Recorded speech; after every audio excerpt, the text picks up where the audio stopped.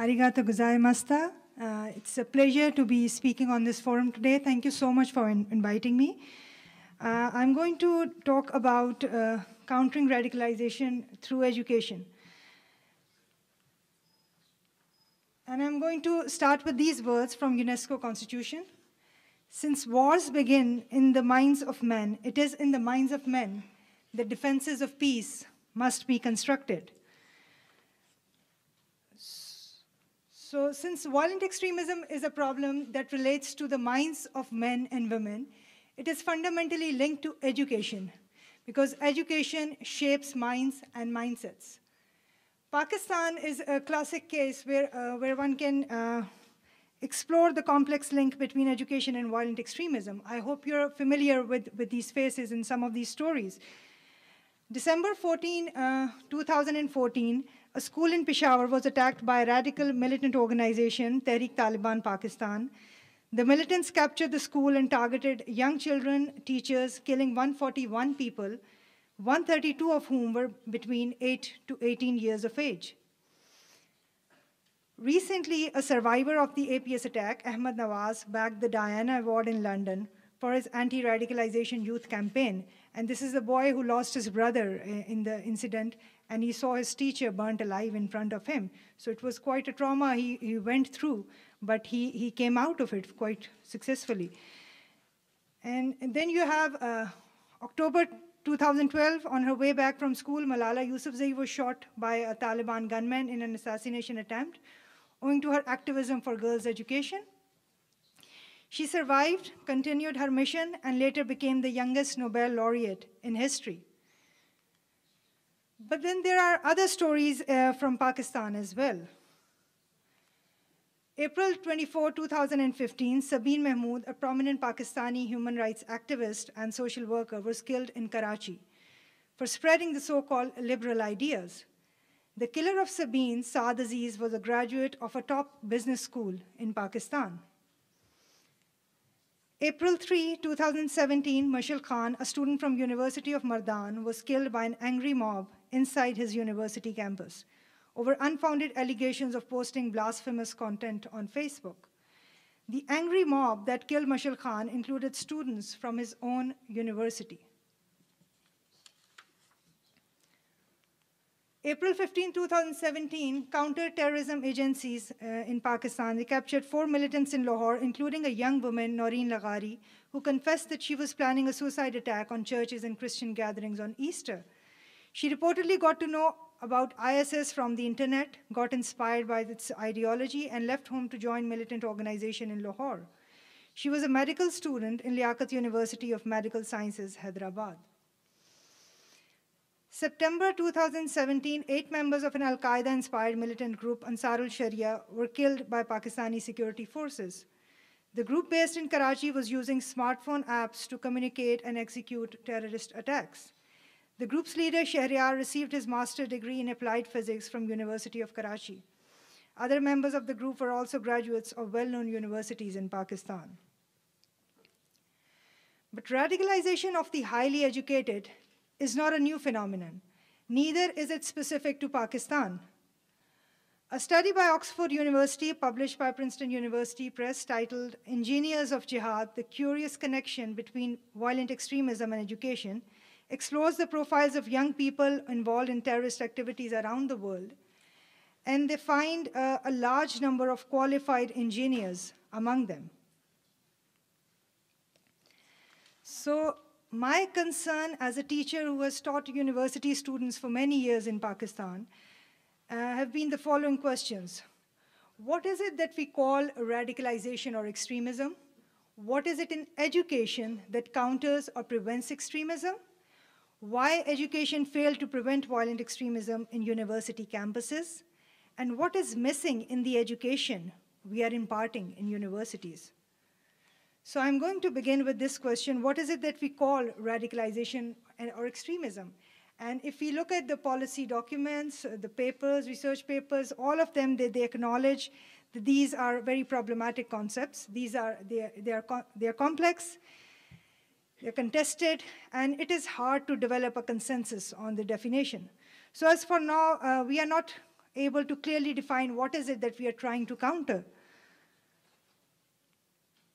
So although the two terms radicalization and extremism are used interchangeably in literature, it is important to make a distinction between them.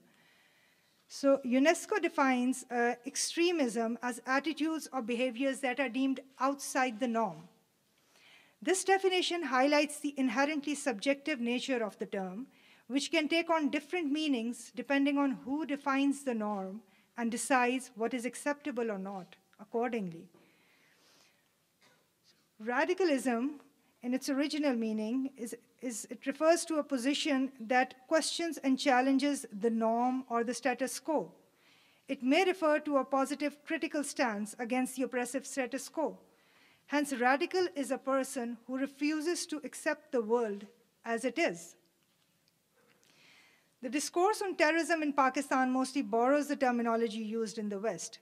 However, in Pakistani context, the meaning of extremism and radicalization becomes somewhat different. It is not a minority's radical position against the mainstream norm, but majority's intolerance towards minorities that becomes the main concern. The anti-West sentiment in Pakistan and the support for religious militancy are other causes of concern. In context of Pakistan, Aisha Siddiqa defines latent radicalism as the tendency to be exclusive instead of inclusive vis-a-vis other communities on the basis of religious belief, resulting in bias against other individuals, communities, or nations. She warns that latent radicalism may keep youth vulnerable to extremist ideologies. For this study, I used the definition of extremism offered by Desmond Tutu. He defines extremism as a situation when you do not allow for a different point of view, when you hold your own views as being quite exclusive, when you don't allow for the possibility of difference. And this is what I see as a problem, which we should address through education. So let us now consider what is it in education that counters extremism. To consider this question, we must first consider the context under study. My concern today is extremism on university campuses in Pakistan. So among factors identified as possible causes of extremism in literature, issues such as poverty, lack of education, awareness, sense of alienation, marginalization, these are all important factors, but they do not generally explain the on-campus extremism in Pakistan because we are dealing with students who are well-educated, some of them highly educated, highly intelligent, and quite well off. And they belong to the mainstream Pakistani society. So we don't have the problem of marginalization there as such. So we want to understand what are the causes which drive these people towards extremism. So there's some factors in the literature which may explain the on-campus extremism.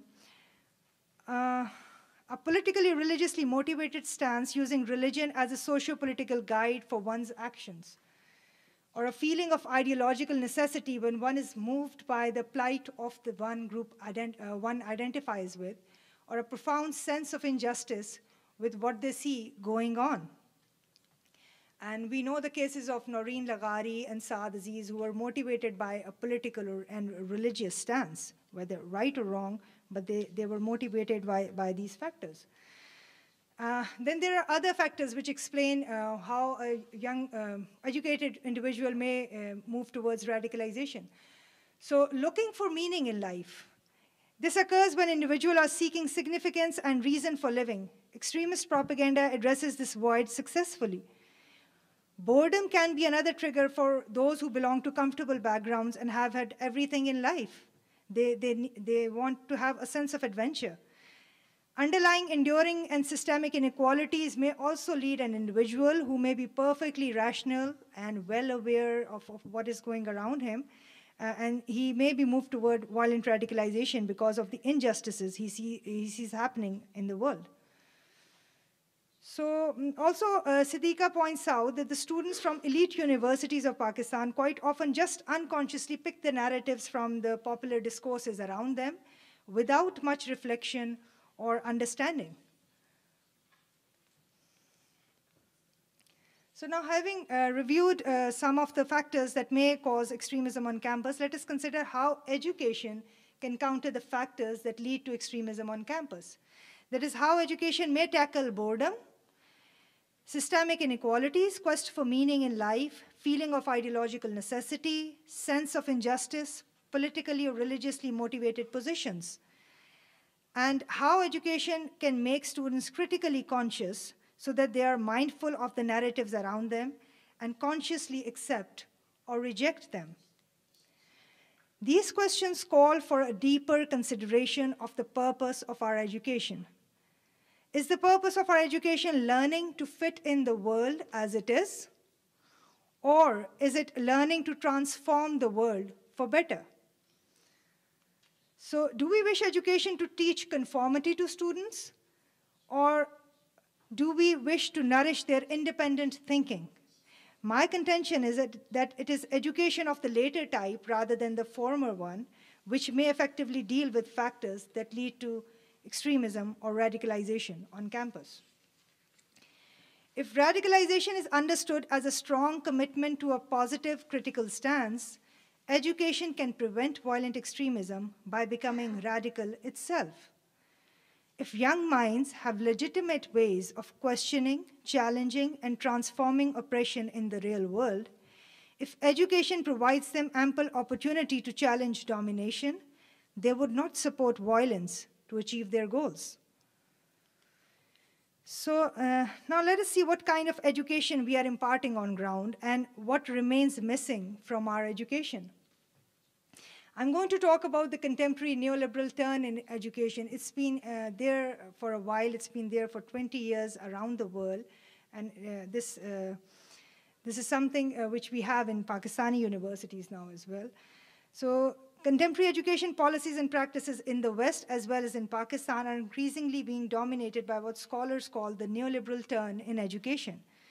The key features of the broader neoliberal agenda of education have been identified as the narrowing down of the curriculum to focus on market value skills and knowledge, the closing down of humanities, social sciences, and liberal arts perspectives, the imposition of high-stakes standardized assessments, the suppression of student dissent, and recurrent attacks on academic freedom. In a neoliberal model of education, education is considered as an investment in the workforce. Students are considered human capital to be educated for work. The goal of education is educating workers to compete in the global economy. The value of education is measured by economic growth and development.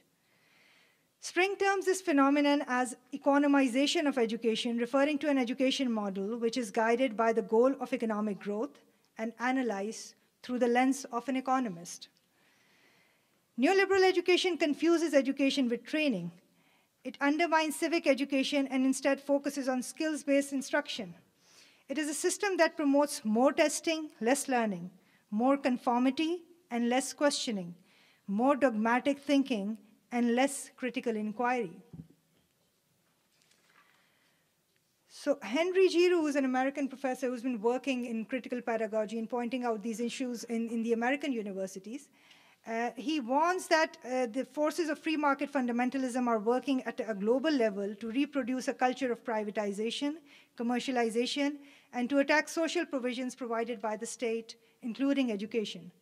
These forces undermine any understanding of education as an empowering practice which can transform our world in a desirable way. So the role of higher education in developing critical consciousness and intellectual ability of students, which was once a hallmark of universities in 1960s and 1970s, is rarely given importance in contemporary education policies, including higher education policy vision of Pakistan. Social sciences, humanities, and civic education play a vital role in developing critical thinking skills in students, which help them evaluate extremist ideologies on their own, critically and independently. Narrowing down the scope of social sciences and the space for critical scholarship deprives higher education of its greatest value, nurturing of human minds and improving human conditions. So education policies in general and higher education policies in particular need to engage with perspectives of critical studies in education and critical pedagogy that aim to develop critical consciousness in students and challenge the dominant business model of education around the globe. Now let me review the current state strategy in Pakistan to counter violent extremism in university campuses. So there have been suggestions for greater monitoring of university campuses because there were so many incidents of violence in the universities. Some people suggested that we should monitor the universities and identify the possible people who can move toward radicalization. But we have already learned from our experience since 9/11. We've been trying to do education reform, but such efforts where you're trying to monitor people, they tend to backlash. And they tend to be counterproductive. They tend to fail. So there has been a new initiative which is called Paigam-e Pakistan. It has been launched by a government with the help of top religious scholars of all sects, which spread the message of peace and tolerance in Islam and in religions. So this initiative especially focuses on university campuses. The Paigam-e Pakistan can be seen as the official state narrative approved by all religious scholars that talk about national integration achieved through a process of national cohesion, stability, and prosperity, which is termed as an essential prerequisite for the survival of the country. This message is promoted through different seminars, conferences, and workshops in university campuses. This is the launching of Paigam-e Pakistan initiative, and you have the former president who's speaking on this event. And this is one of the events which we had in Lahore, and it's from the Paigam-e Pakistan Forum. I had one such seminar in my university as well. So the success of this initiative is yet to be assessed. Based on my personal experience with students, I can say that although Paigam-e Pakistan carries a very important and useful message, if we deliver it to the students in a conventional manner, that is, as a top-down preaching of the state narrative, without listening to the voices of the students, it will not be effective in countering violent extremism on campus. The most effective strategy to counter violent extremism among the educated is to allow them to think for themselves and teach them how to think. To teach them how to think rather than what to think. Thank you.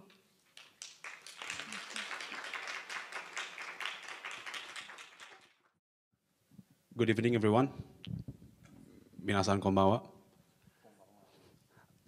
Okay, there's a reason why our country is called Indonesia, because it means we are the islands of India.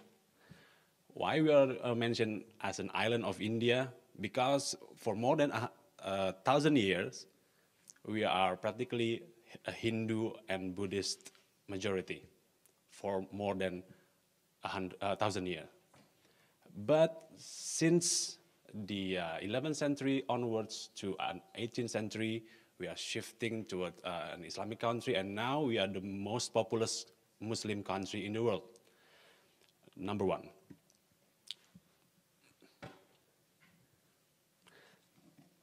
So I will tell you a story about the background of how Indonesia could have radicalized people in the country. Okay, so as I said that we are gradually becoming Islamized since the 11th century, but not until the 19th century, the political dominance are becoming more Islam in Indonesia. And during the World War II, the Darul Islam, this is the roots of all radical networks in Indonesia, is established during the World War II.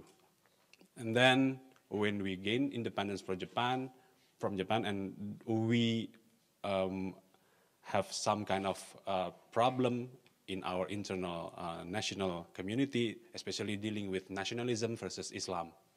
Because Islam is vast majority, so people tend to argue whether we should follow Islamic way or we follow the national way. But the majority choose to go to the national way with the small emphasis of Islam. But the Darul Islam objected to that a conclusion, and then they gain supporters outside the Java island. Java is the most populous island in Indonesia. So they spread their struggle to Sumatra Island and then Sulawesi and Kalimantan Island during our first president administration, Sukarno. But under Sukarno, he also abolished, and then the leaders of the Darul Islam were executed in 1962. The next presidency, we call it the New Order or the Suharto era. The Darul Islam is transformed into another name. They call it Islamic State of Indonesia, Negara Islam Indonesia, NII, as a continuation of the Darul Islam. And the leader is Abdullah Sungkar and Abu Bakar Bashir. Abu Bakar Bashir is now still living, and then he is now been detained, although his age is now almost 85 years old. And the NII is persecuted during the Suharto era, and then fled to Malaysia and established what we call now as Jamaah Islamiyah. It's a very prominent terrorist organization in the world. It is prohibited in many countries, and they are created by people who fled from Indonesia during the Suharto era. As a training for their militias, the Jamaah Islamiyah sent their fighters to Afghanistan to fight the Soviets back then and helping the Afghani Mujahideen. And after the Afghanistan has their independence, the Jamaah Islamiyah sent their militias to help the struggle from the Philippines Moro International Liberation Front, and also they are helping the Balkan War in Yugoslavia. So they send their militias to gain experience in combat internationally. When Suharto is stepped down to the throne, and then we have the era called the Reformation era, the Jamaah Islamiyah members came back to Indonesia, and as expected, they starting to have their own terrorist attacks in Indonesia. You can read it on the presentation. The first is like the Philippines ambassador's residence, because that's the target due to the Philippines and Moro struggles. The first number indicates the casualties. And the second numbers indicate the injury. And we have to highlight the 2002 Bali bombing first, where there was 202 people killed and 240 injured, including 2 Japan nationals. And also the very high target, other target like GW Marriott Hotel, Australian Embassy, and also another Bali bombing, and also Ritz-Carlton Hotel, and it more than 300 people killed during the attacks performed by Jamaah Islamiyah.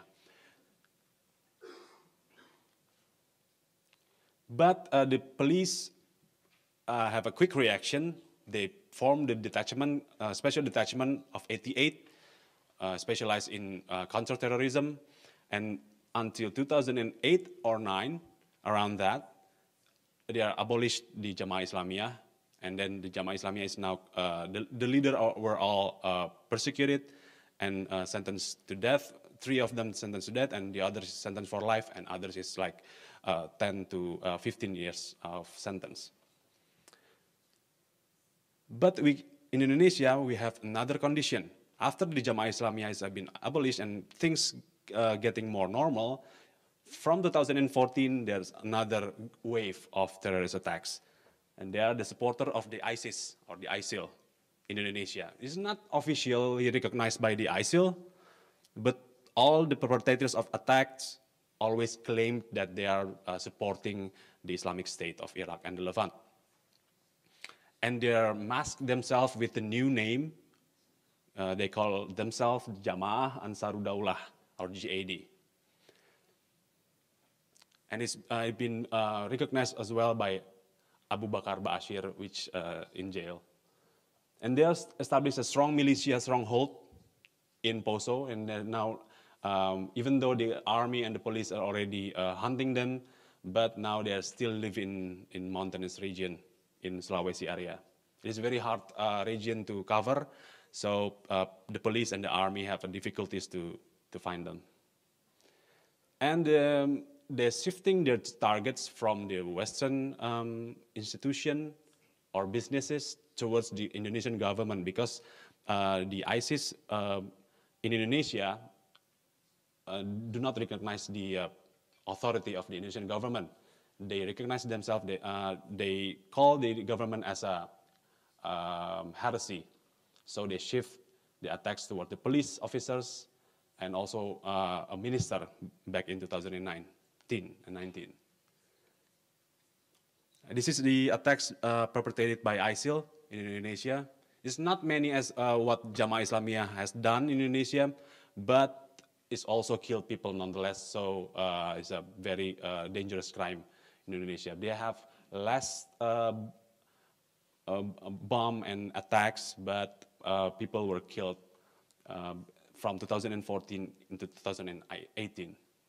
The worst is the Surabaya bombing, where the actors were coming from Syria, repatriated from Syria, and he and his family commits a suicide bomb, killed 28 people, including themselves, because it's a suicide bomb, and also injured 50 others. And what to highlight in this event is that the children is participated in bombing as a perpetrator, but they only following their parents. Fortunately, there were no children killed in the attacks, only injuries. And there are no new phenomena. This is related to the Surabaya bombing, because since 2014, more than 1,000 individuals, including women and children, have joined the ISIL to fight Syrians. So they sell all their belongings to have the money to go to Syria. And among them, only 30% were adult men. So the other 70%, more or less, is women and children. Most of them, the women and children, didn't make it into Syria or Iraq because as a immigration issue, they have been detained in Turkey.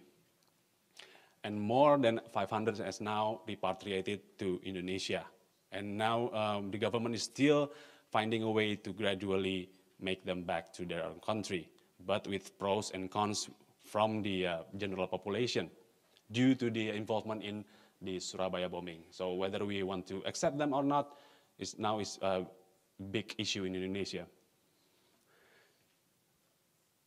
Okay, that's the explanation. So basically, that's all the background. There are three possible causes, particularly in Indonesia. This is only in Indonesian context.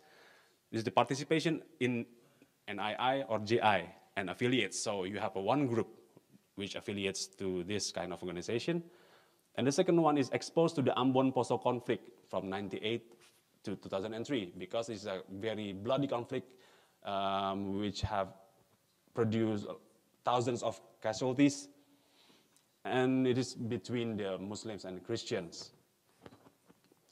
When they are fighting each other, they tend to perpetrate not only killing one, but also genocide into a village, bombing certain facilities, and the death toll is more than 1,000. And the third and the last group is the one who pledged allegiance to the ISIL. So this is only the three causes of terrorism. By the way, the definition of terrorism in Indonesia is also only limited to the one who perpetrate an attacks in the name of religion or ideology. So we separate between terrorism and separatism.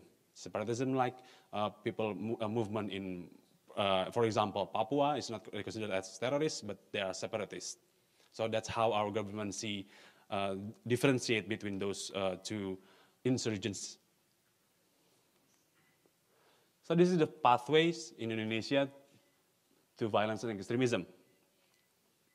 First of all, the very common process towards radicalism is to make the people become intolerant among each other. And it's now happening very common in Indonesia to have a debate, hot debate, whether we should say Merry Christmas or not. Previously, 2 decades ago, it's a very common practice in Indonesia to say to another fellow citizens about their religious holidays. But nowadays, it's now becoming more hot debate. So we make the people intolerant toward themselves, and then they're going one step further toward fanaticism. The difference that fanaticism tend to more like expressing the intolerance. Intolerance is just in your mind, but fanaticism is expressing with words, behavior, etc. So it's slightly different from intolerance. People who intolerant might be or must not. People who are fanatics must be intolerant, but not the other way around. And we go to another step, exclusivism. When certain groups are making a space for themselves, they're not allowing another group member to join the community, and this is a very yellow light for radicalism. But it doesn't induce violence, but still is a very hot ground for radicalism. And then the final step is when we tend to act violently against other. We see nowadays in Indonesia as well that some groups are attacking the minorities, etc. This now is a very common problem in Indonesia, and we are now having a good step toward solving those kind of problems. And this is also the, from a psychological point of view, we have 2 factors for a person to become a member of a certain radical institution. First one is a push factor. It is an internal factor from ourselves, from our mind. And the second is pull factor. It's from the narratives outside, from the influence from the community, religious leaders, etc. So the example of push factor is like when we develop sense of justice, sense of injustice, when we see that this discrepancy between the poor and the rich, and about the discrepancy between the financial situation from the Muslim people compared to the Christian people, etc. So when we found some kind of injustice among us, we tend to have one step closer towards the radical organization. And also guilt of past sins, because most of Indonesians live in Suharto era in the 90s were very secular, but in their 40s and 50s nowadays, when they are 40 years old, 50 years old, they tend to think that, oh, our past is like sinful, so they want to have like a express ticket to heaven. And they also want to save another family members from sins. And also heroism and small amount of economic reinforcement. And the pull factor is now very prominent in Indonesia because we have now many social media displaying anti-Western propaganda, anti-wealthy country propaganda. Nowadays it's very common. It's like the anti-Chinese propaganda is being perpetrated by the radicals in the social media. Not the Chinese people, but the China country. And also the Islam is under attack. Narratives is now being commonly spread in Indonesia, and Islam is systematically underprivileged. Islam is suppressed by the Western society is now also the common narratives. And also they are marketing their promises to make the perpetrators of attacks to directly go to paradise and dream of contributing to a caliphate. It's a common marketing strategy for the radical institution. But to add a point to what Dr. Fatima has been said, that economy is not, or poverty is not the case. It may be another case, but certainly not poverty. Poverty may be adding up the problems a little bit, adding up the narratives as an example, but it's not the cause of radical behavior. And also it's not because mental illnesses. I've been researching this for quite a few times, and the results is always the same, that there are no mental illnesses involved in those individuals. This is one possible explanation, results from our research, that maybe it's due to the integrative complexity. I will explain later about integrative complexity, but my fellow in Indonesian University of Indonesia said that the more we encourage former terrorist convicts and their spouse to think more complex and integrative, the more they're shifting from radical ideas toward moderate ideas. So by definition, what is integrative complexity is a degree to which thinking and reasoning involve the recognition and the integration of multiple perspectives and possibilities and their interrelated contingency. Let me give you an example. If someone asking you whether you like banana, if your answer is just like, yeah, I like banana. Why? Because it's delicious. You tend to score low on the integrative complexity. So we have a 1 until 7 in the score for IC, integrative complexity, and when you only answer that, yeah, because banana is very delicious, you have the low score, 1. But if you answer more elaboratively, like I don't like the yellow banana, but I like the green banana, you score higher than previously. But if you have an answer like more complex, like I don't like banana in certain region because it induced slavery in the farming, etc. I like banana in certain height, altitude.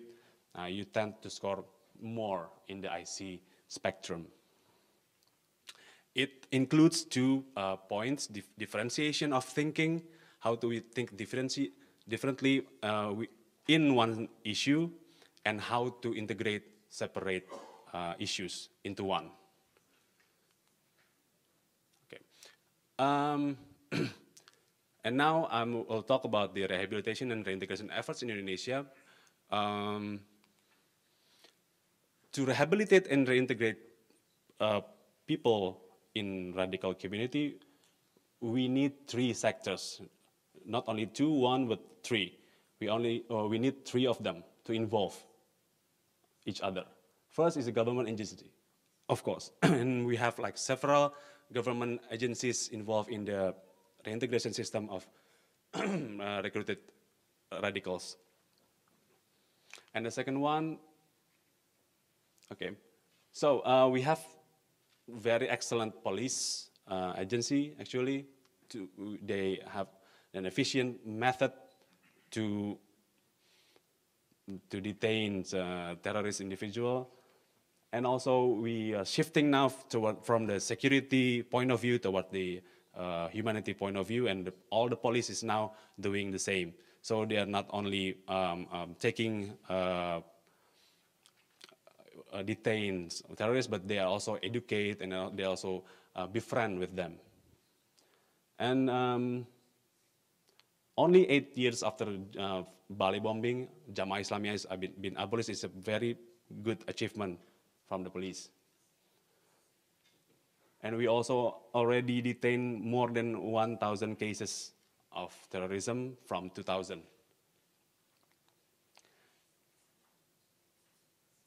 And we, like I said, that we are going to more humanity approach. Since 2014, sentencing is more lenient. Usually we have a death sentence, life sentence for terrorists. Now it's only 5 years to 8 years in prison. Regulation also said that one non-maximum security prison, like if you're detaining a terrorist in one prison, it should be no more than 4 or 5 individuals in the same prison. Because if you have more than 5 individuals, they can spread the teaching to another criminals. And that's very dangerous because some of them were murderers, thieves, and robbers, and violent, etc. So if you spread the radical ideas, it could be a training ground. The prison could be a training ground for the next terrorist. And every terrorist conflict have their own special warden who take care of all their psychological needs. And parole process, whenever convicts go outside the jail, release, they are designed to be easier for terrorist convicts, except for ones that consider very high risk, like Abu Bakar Basir. But for every other terrorist, the process of getting out from prison is like more easier right now. And the two other elements is like from academic people and from the civil society organization. Why we need academic? Because some certain degree of intervention is useless if we cannot measure them. For example, if you have a program for rehabilitation, and then you don't invite a scholar to check, to measure the effectiveness, and to test whether some elements of it were valid, then you only wasting your money. It's not. It could not be done again in the next time. And also, civil society with the support of international donor also very supporting our cases, and we thank for the donor countries to help the government and also the Indonesian people in this effort.